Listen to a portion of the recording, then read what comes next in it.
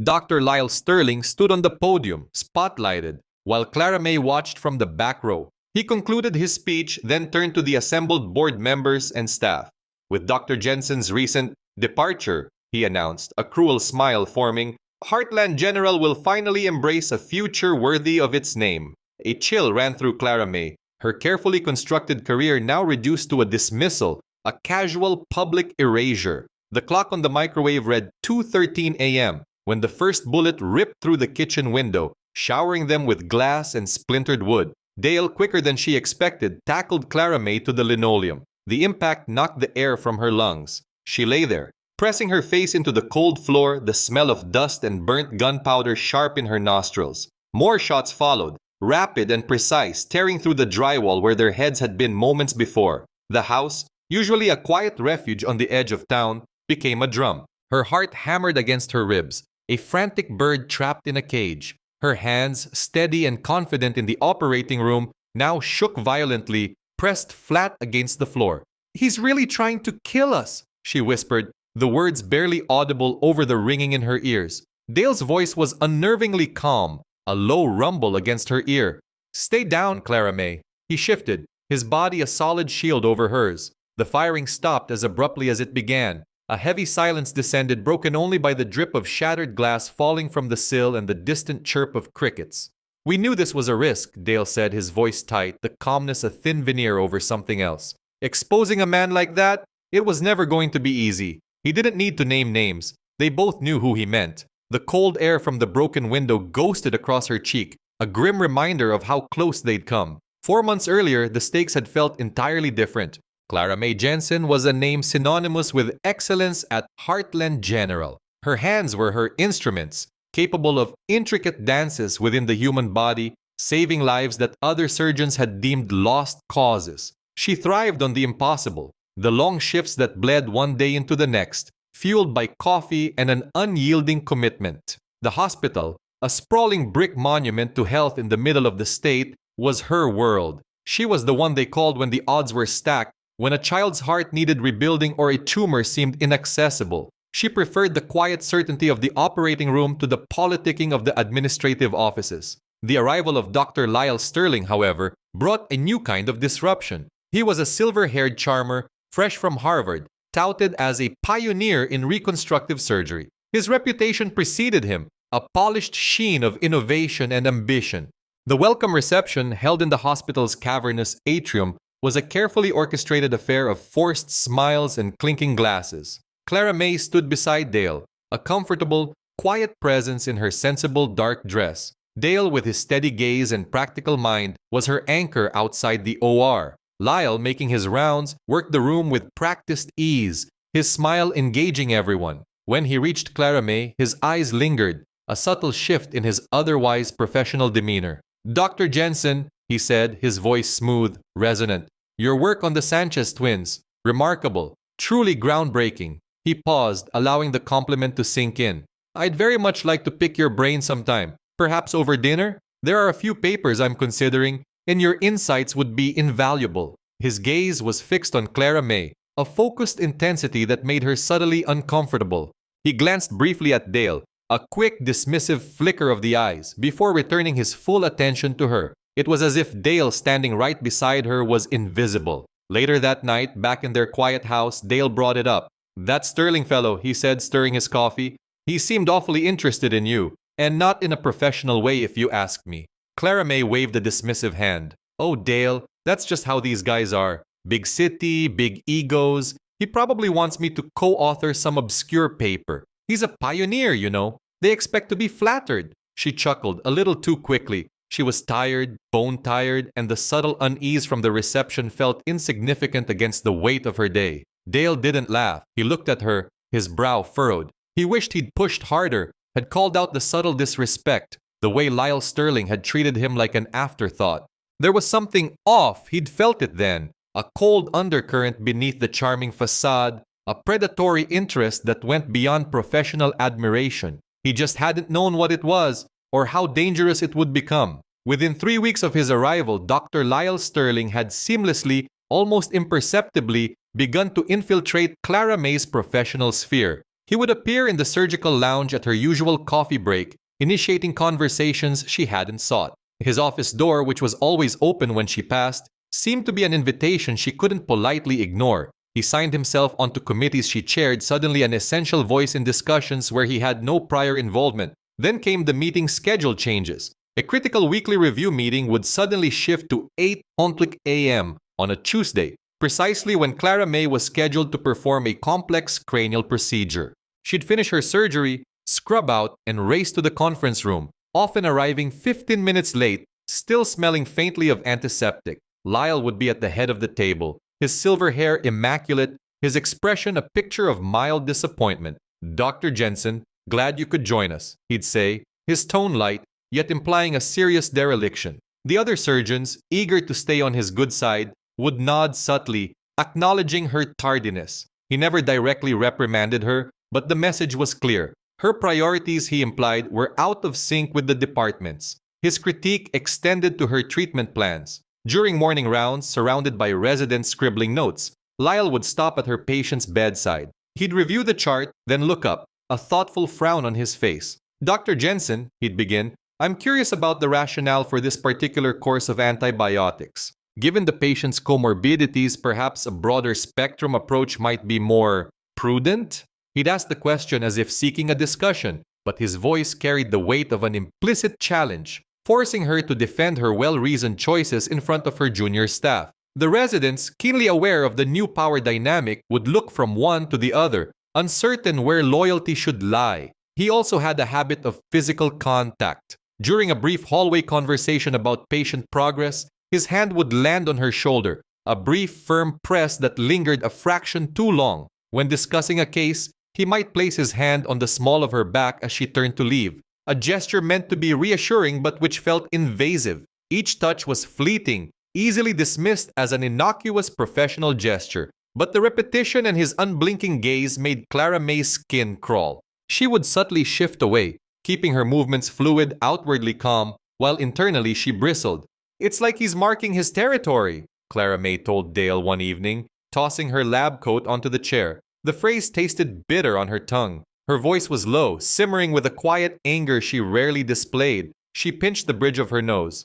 "He's everywhere, Dale, and he makes sure everyone knows he's in charge, even over my cases." Dale looked up from his newspaper, his expression serious. "He's trying to intimidate you, Clara Mae, make you fall in line." He paused. "You know, he said something to me the other day about how a beautiful woman like you shouldn't have to work so hard. Said he'd be happy to mentor you, make things easier." The words hung in the air, coated in a saccharine insincerity. "Mentor me?" Clara Mae scoffed. "I don't need his mentorship. I've been doing this for 15 years.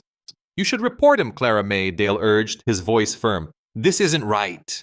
Clara Mae sighed, running a hand through her hair.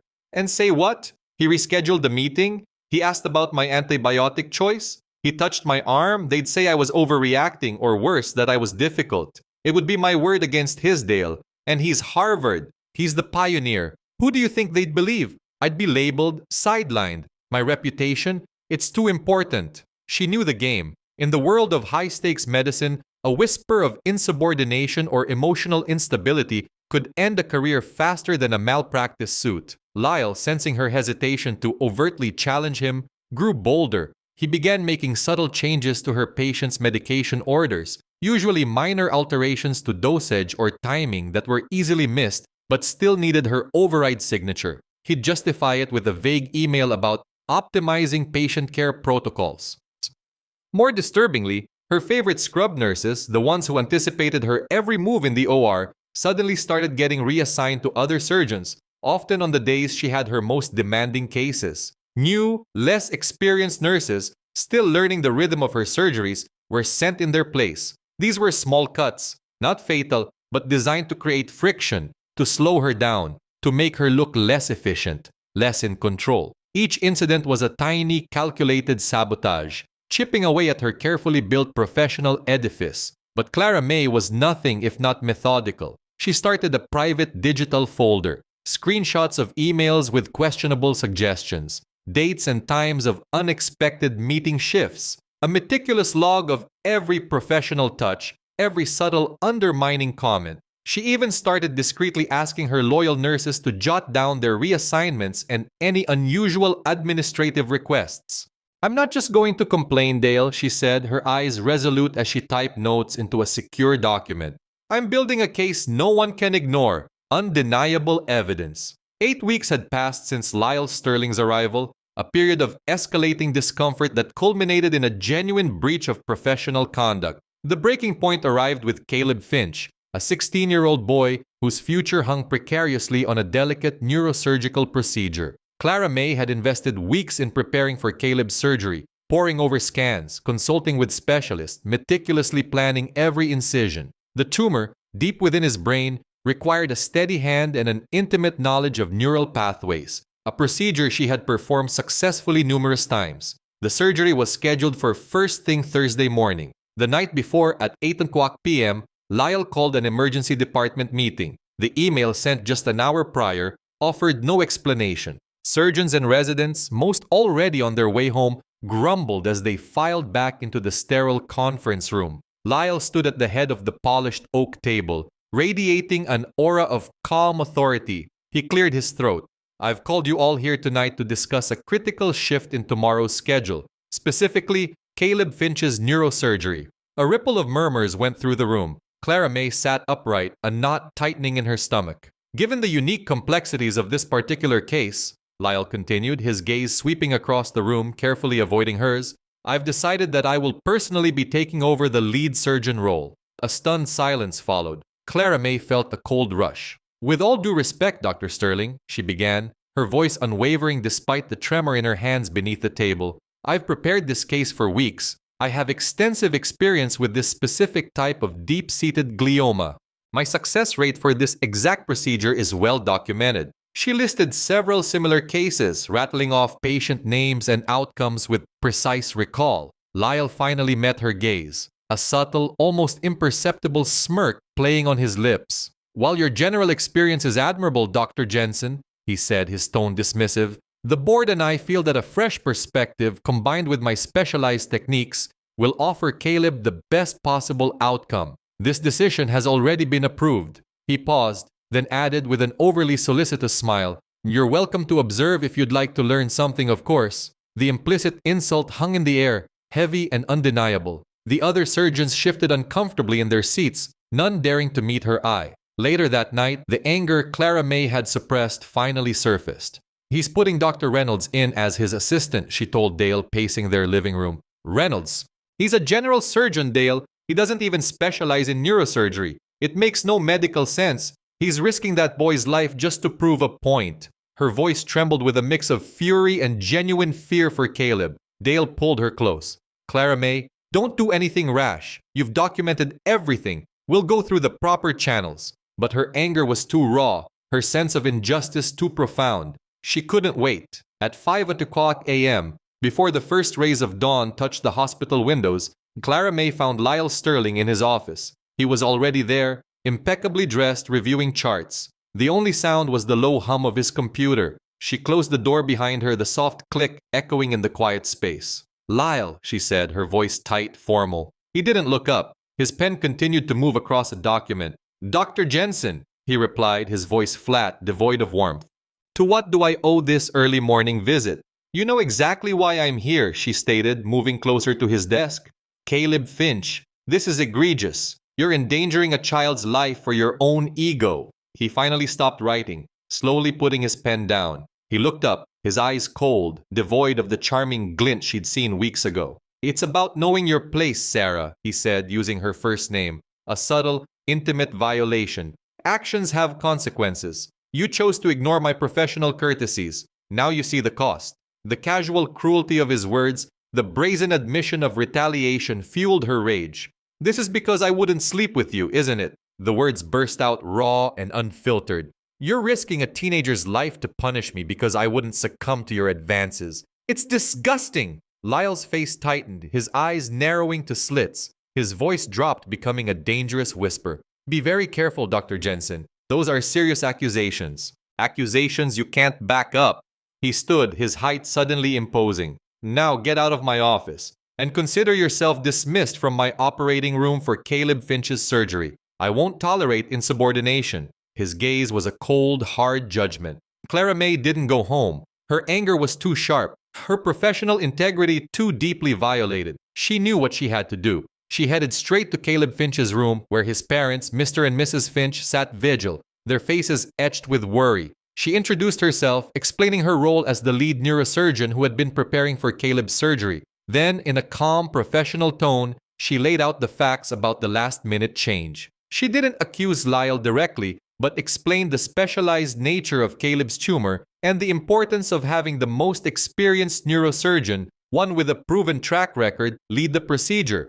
She strongly advised them to demand that a neurosurgical specialist perform the operation. The Finches, initially confused, quickly grasped the gravity of the situation. Their anxiety turned to quiet fury. They marched to the administrative offices demanding answers, demanding Clara Mae perform the surgery. The commotion soon reached Mr. Carlson, the hospital director, a man more accustomed to budgetary spreadsheets than surgical disputes. Lyle Sterling, clearly having been alerted, arrived shortly after, his face taut with suppressed rage, but his demeanor still perfectly composed. A heated discussion ensued behind the closed doors of Mr. Carlson's office. Voices were raised, particularly from the Finches. Carlson, caught between a powerful new hire and distraught parents threatening legal action, eventually caved. He emerged, his face grim. The compromise was delivered. Clara Mae would perform the surgery as per the Finch's request, but Lyle Sterling would be present, supervising her every move.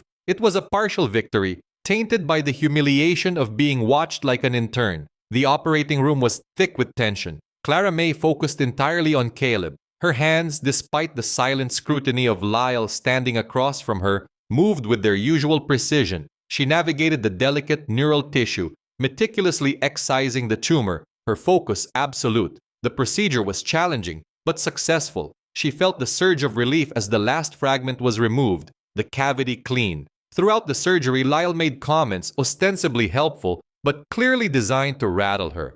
"Careful with that vessel, Dr. Jensen," he'd say, even when her trajectory was perfectly clear. "You might be going a little deep there." While his voice was a low hum of distraction, but she pushed through, refusing to engage, her attention solely on her patient. When it was over and Caleb was stable, Lyle simply walked out without a word, without a glance. He left the room, leaving her with the quiet hum of the machines and the lingering tension. Later that night, bone-weary but relieved, Clara Mae told Dale, "It's over. The tumor's out. Maybe he'll finally back off." She wanted to believe it, needed to believe it, but it wasn't over. 2 days later, a call came, shattering the fragile peace. Caleb Finch, recovering steadily, had suddenly developed a massive intracranial hemorrhage. By the time Clara Mae arrived at the hospital, frantic, he was already gone. The news hit her like a physical blow. She stood in the hallway, the world blurring around her, the cold reality of his death a sickening weight. She spent hours reviewing the surgical notes, the imaging, her memory of every single move she made. She replayed the entire operation in her mind, searching for a single misstep, a tiny error. There was nothing. Her hands had been steady, her judgment clear. She was certain, absolutely certain. Then came Lyle's official report. It was concise, damning. It cited surgical error, claiming that during the delicate excision, Clara Mae had inadvertently nicked a deep-seated vessel, leading to the fatal hemorrhage. The words were a betrayal, a brutal twist of the knife. Heartland General, under pressure from the Finch's grief and the weight of Lyle's report, wasted no time. Clara Mae was suspended, effective immediately. The Finches, utterly devastated and heartbroken, contacted lawyers. Malpractice. The word hung over her, suffocating. That night, the house was dark, the silence oppressive. Clara Mae sat in the living room, a half-empty bottle of bourbon on the coffee table, its amber contents doing little to warm the chill in her bones. Dale sat beside her, his arm around her shoulders. She turned to him, her voice a raw whisper, barely audible in the quiet room. Her eyes, usually so sharp and resolute, were clouded with a terrible knowing. "He did something to that boy, Dale," she said, the accusation a terrible weight. "I know it. He did something." The next morning, the fog of bourbon had dissipated, but the clarity it left was colder, sharper. Clara Mae sat at the kitchen table, a blank medical pad in front of her. "The surgery was perfect, Dale," she said, her voice devoid of emotion yet firm with conviction. "The post-op scans were clean. Caleb was stable. There was no bleed, no swelling, nothing. And then 2 days later, a massive hemorrhage. It doesn't make sense. Dale, pouring them both coffee, set the mugs down with a soft clink. He looked at her, his brow furrowed. You think Lyle harmed him deliberately? The words were difficult to utter, a monstrous thought in the sterile world of medicine. Clara Mae stared at her coffee, watching the steam curl upwards. I think he saw an opportunity to destroy me and took it, she replied, her voice hollow, as if speaking from a great distance. And I think he's done this before. I've heard whispers, little things from other hospitals where he's worked. Cases that went sideways under strange circumstances, but nothing was ever proven. The idea was terrifying, but it was the only explanation that fit. The alternative, that she, Clara Mae Jensen, a surgeon who prided herself on perfection, had made such a catastrophic error, was simply unthinkable. Dale nodded slowly. He saw the fire in her eyes, the cold, hard resolve. His engineering firm, usually his sole focus, suddenly seemed trivial. He called in sick, telling his boss it was a family emergency. His mission was clear. He would find the proof. He would clear Clara Mae's name, whatever it took. He wouldn't wait for official channels, for the slow, grinding machinery of hospital bureaucracy. Lyle had played dirty, and Dale was prepared to do the same. He drove to Heartland General, parking his old pickup truck in the far corner of the parking garage, where the concrete was stained with oil and the shadows were long. He waited, nursing a lukewarm coffee, watching the stream of medical staff come and go. He wasn't looking for Lyle. He was looking for someone who might have seen something, someone who was loyal to Clara Mae. After nearly an hour, he saw her. Betty Sue Miller, one of Clara Mae's favorite scrub nurses, emerged from the staff entrance. Her shoulders hunched against the morning chill. She carried a worn canvas bag, her usually cheerful demeanor replaced by a look of worry. Dale got out of his truck and called her name, keeping his voice low. Betty Sue jumped, startled, then recognized him. "Dale, what are you doing here?" She looked around nervously over her shoulder, as if expecting someone to materialize from the shadows. "How's Clara Mae holding up?" Her voice was hushed, barely above a whisper. Dale moved closer, his urgency clear. "She's devastated, Betty Sue, but she's also certain. She believes the surgery was perfect. She thinks he might have done something after the surgery to Caleb, something to make it look like her fault." He watched Betty Sue's face closely for a reaction. Betty Sue's face blanched, losing what little color it had. Her eyes darted away, then back to Dale, wide with a fear she tried to hide.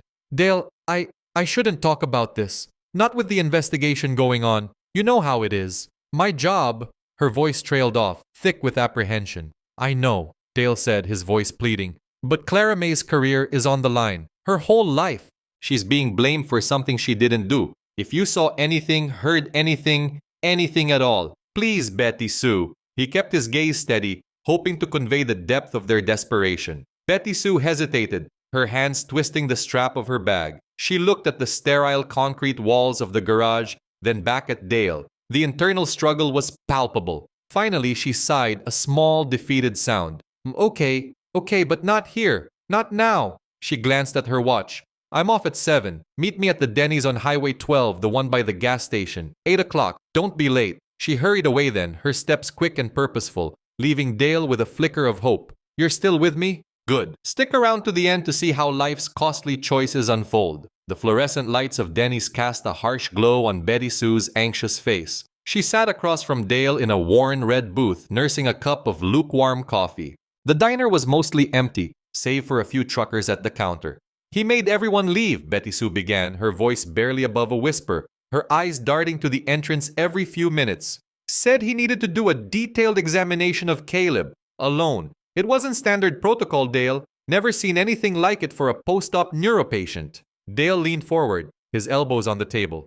"And you let him?" Betty Sue wrung her napkin in her hands. "What was I supposed to do? He's the chief of surgery. You don't question Dr. Sterling, not if you want to keep your job. Everyone knows that." She swallowed hard, her gaze fixed on the table. "But when I came back in, after he left, I noticed something. Caleb's intracranial pressure monitor. It had been recalibrated." Dale felt a jolt. "Recalibrated? What does that mean?" "It means someone adjusted the baseline," she explained, her voice gaining a little more confidence as she focused on the technical detail. "It was showing a normal pressure reading, but it felt off. I've never seen Dr. Sterling do that before. Usually the ICU nurses handle that, or the resident on call. He just did it himself. She fumbled in her uniform pocket, pulling out a crumpled piece of paper, folded multiple times. I made a copy. This is the recalibration log. He signed it. Dale took the paper, his fingers brushing hers. It was a printout from the monitor's internal system, listing the time, date, and user who performed the recalibration. Lyle Sterling's signature was there, bold and clear, but beneath it, a tiny detail. The timestamp for the recalibration was 15 minutes before the time he was logged as entering Caleb's room. Dale's eyes widened. He knew what this meant. Lyle had manipulated the monitor, likely to hide an elevated pressure reading or to create a false one after he'd done something to cause the hemorrhage. It was the key. He had doctored the evidence to make it look like Caleb was stable when he wasn't, or to obscure an intervention. This wasn't just about Clara Mae anymore. This was about a dead boy and a surgeon who had deliberately harmed him. Dale started digging. He pulled strings, called in favors from old college buddies in hospital administration software, all careful, untraceable inquiries. He searched for other patients who had undergone complex surgeries by Clara Mae, only to have Lyle Sterling supervise their post-operative care. It took him 2 days, but he found them. A pattern. 2 other cases over the past 6 months. Both patients were critical, recovering from successful surgeries performed by Clara Mae. Both had mysteriously worsened, developing sudden, unexpected complications after Lyle had conducted solo examinations in their rooms. One developed a sudden, massive pulmonary embolism, the other a catastrophic multi-organ failure. Both had died, their deaths attributed to unavoidable post-surgical complications. The official reports, signed by Lyle, had always cleared the primary surgeon, Clara Mae. Armed with the recalibration log and the damning pattern, Dale went straight to Lyle Sterling's office. He walked in without knocking, holding the papers like a weapon. Lyle looked up, his expression initially one of irritation, then a flicker of surprise as he recognized the paper in Dale's hand. "Sterling," Dale said, his voice flat, devoid of its usual calm. He slapped the recalibration log and the printouts of the other patient cases onto Lyle's polished desk. "What's this then? You signed the log for Caleb's monitor recalibration 15 minutes before you were even in his room. And these other 2 cases, patients who died under suspicious circumstances after your examinations. All patients of Clara Mae's. This isn't a coincidence." Lyle's smooth facade, usually impenetrable, finally cracked. His eyes, usually so controlled, flared with a dangerous, naked rage. The muscles in his jaw tightened. He leaned back in his chair, a slow, predatory smile spreading across his face. "You think you can play detective and get away with it, Olson?" He sneered, his voice dropping to a low, menacing growl. "You think I haven't dealt with meddling little nobodies before?" He stood slowly, deliberately, looming over the desk. "Listen to me and listen well. You and Clara Mae drop this. Now, you say one word of this to anyone, and I will not only destroy her career, but I will make sure you both pay a price you can't even begin to imagine. Do you understand? Back off or face dire consequences." His threat hung in the air, cold and absolute. The days that followed Lyle's threat were a blur of intense preparation. Dale and Clara Mae meticulously organized everything. Betty Sue's hesitant but clear account, transcribed and signed, detailing Lyle's unusual solo examination of Caleb and the recalibrated monitor. The copy of the recalibration log, with its incriminating time discrepancy. The printouts of the 2 other patient cases, complete with their sudden post-Lyle complications and subsequent deaths. It was a cold, hard pile of facts, each piece supporting the terrifying narrative. They contacted their lawyer, a no-nonsense woman named Susan, who reviewed the evidence and immediately understood the gravity of the situation. The meeting with the Heartland General Board was set for a Monday morning. The conference room, usually reserved for quarterly budget reviews, felt like a courtroom. Mr. Carlson, looking pale and deeply uncomfortable, sat at the head of the long table. Lyle Sterling was there too, flanked by his own lawyer, a slick, expensive-looking man who exuded an air of dismissive confidence. Clara Mae, dressed in a sharp, dark suit, sat opposite Lyle. She spoke first, her voice clear and articulate, belying the tremor in her hands beneath the table. She laid out the entire timeline, Lyle's initial harassment, the subtle sabotages, the calculated undermining of her authority. She detailed the Caleb Finch case, from the last-minute removal from surgery to the discovery of the recalibration log. She presented the other 2 patient records, drawing a chilling pattern of mysterious post-operative complications after Lyle's solitary visits. Her presentation was professional, factual, devoid of emotional appeal, yet deeply unsettling in its implications. Lyle, when it was his turn, attempted to discredit her. He leaned back in his chair, a practiced sneer on his face. "This is a desperate attempt, gentlemen," he said, addressing the all-male board. "Dr. Jensen is facing a serious malpractice suit. This is a thinly veiled fabrication, a wild conspiracy theory designed to shift blame and salvage a failing career. Mr. Olson, her companion, is clearly doing her bidding, manufacturing evidence to protect her." His lawyer nodded in agreement, a smug expression on his face. Then Betty Sue Miller was called in. She walked into the room, her eyes wide with fear, avoiding Lyle's intense glare. She sat down, her hands clasped tightly in her lap. Her voice was quiet, trembling at first, but as she recounted her observations from Caleb's ICU room, her truthfulness shone through. She confirmed that Lyle had cleared the room, that she had noted the recalibration of the monitor, and that it was unusual. Lyle's lawyer tried to badger her, to twist her words, but Betty Sue, despite her nervousness, stuck to her account. Her testimony, coming from an unassailable neutral party, proved critical. The board members exchanged uneasy glances. The weight of the evidence, bolstered by Betty Sue's testimony, was simply too much to ignore. They broke for a brief, tense deliberation. When they returned, Mr. Carlson, his face a grim mask, cleared his throat. "Dr. Sterling," he announced, his voice stiff. "Effective immediately, Heartland General is stripping you of all medical privileges. Your employment is terminated. This hospital will be cooperating fully with law enforcement for a criminal investigation into these allegations." Lyle's face, for the first time, showed true shock, quickly morphing into a mask of pure fury. He slammed his fist on the table, rattling the water glasses. His lawyer quickly intervened, whispering to him. Lyle shoved his chair back, scraping it loudly across the floor, and stormed out of the room. As he passed Dale and Clara Mae, his eyes met theirs. The look was devoid of charm, devoid of pretense. It was pure, unadulterated hatred, a promise of retribution. Word spread like wildfire. Through the hospital, through the tight-knit medical community, across the state, the scandal was immense, a stain on Heartland General's pristine reputation. Clara Mae and Dale felt a temporary, fragile sense of relief. The immediate threat was gone. Justice, in some form, had been served, but a dark cloud, the shadow of Lyle's hatred, still lingered. That night, back in their quiet house, the phone rang off the hook with calls from concerned colleagues and reporters. As Dale went to check the mailbox, he found a plain white envelope tucked between bills. Inside, a single anonymous note crudely typed, "This ain't over, you'll pay." The paper felt cold in his hand. The anonymous note had been a cold splash of reality. Dale and Clara Mae wasted no time. Within days, a network of security cameras watched their property, infrared eyes scanning the darkness. The windows were reinforced, the locks upgraded.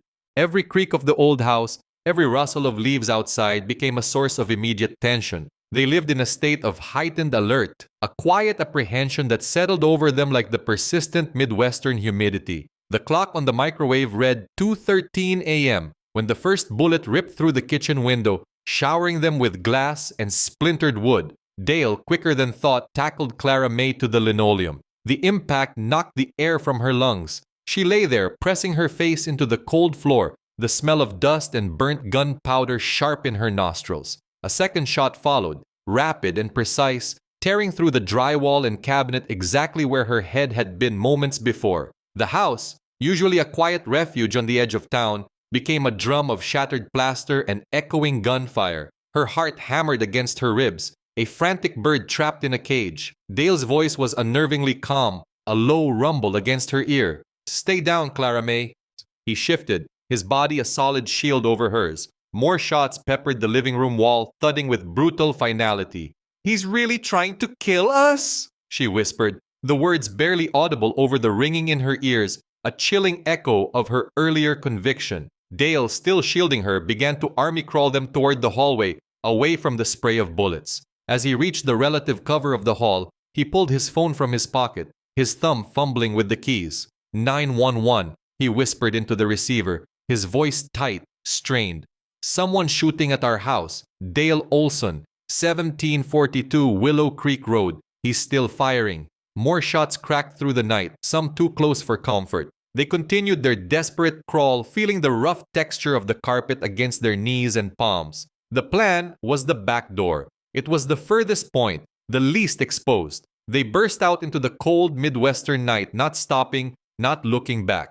The air bit at their lungs, but the icy shock was a welcome change from the terror of the house. They ran across the dew-soaked lawn, through the overgrown bushes at the edge of their property, not caring about the scratches or the tearing fabric of their pajamas. They didn't stop until they reached the old oak tree at the far corner of the field, a familiar landmark that now represented safety. The wail of sirens grew louder in the distance, a welcome sound after the brutal silence of the gunshots. Blue and red lights flashed through the trees, bathing their house in an erratic, pulsing glow. Police cruisers swarmed the property, their officers moving with practiced efficiency. But Lyle Sterling, true to his word, was gone, vanished into the darkness from which he'd come. The house stood, a testament to the violence, its broken windows and bullet-riddled walls stark against the night. In the aftermath, the hospital moved quickly. Lyle's criminal investigation proceeded, though his whereabouts remained unknown. The Finches, having been presented with the full evidence and Dale's meticulous findings, were devastated by the true nature of Caleb's death. They publicly withdrew their malpractice suit against Clara Mae, issuing a heartfelt apology, understanding she had been a victim of Lyle's depravity. Clara Mae's reputation, once so carefully built and so maliciously undermined, was meticulously restored. Her colleagues, now aware of the true extent of Lyle's actions, rallied around her. But the trauma of the ordeal lingered, a cold shadow that would not lift. Her hands, once so steady, sometimes trembled, not from age but from the memory of the betrayal. Sleep was elusive, haunted by the image of a dead boy and a surgeon's vengeful eyes. Dale and Clara Mae embarked on a long, quiet road to recovery. They learned to live with the fear, the constant vigilance. The image of Lyle's final hate-filled gaze was burned into their minds,